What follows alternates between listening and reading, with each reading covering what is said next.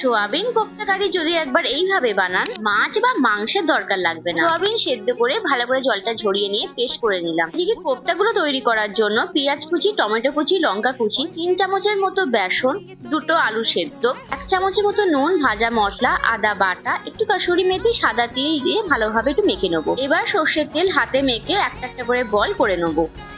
এইদিকে বলগুলো আমি বানিয়ে নিচ্ছি, আর একদিকে কড়াইয়ে তেল বসিয়ে দিলাম। হালকা যখন তেলটা গরম হবে একটা একটা করে কোপ্তাগুলো আমি ছেড়ে দেবো।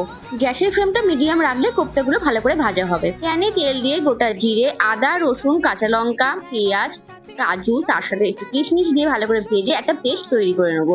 কোপ্তাগুলো হয়ে গেলে কড়াইয়ে তেল দিয়ে গোটা গরম মশলা, বেটে রাখা পেঁয়াজ বাটা, তার সাথে হলুদ, লঙ্কা, জিরে, ধনে, সামান্য পরিমাণ নুন, কাশ্মীরি লাল লঙ্কা গুঁড়ো আর সামান্য পরিমাণ টক দই দিয়ে 3 থেকে 4 মিনিট ভালোভাবে কষিয়ে কোপ্তাগুলো দিয়ে দিলাম। ধনেপাতা আর গরম মশলা দিয়ে তারপর নামিয়ে দাও। ভালো লাগলে সাবস্ক্রাইব করো। টাটা।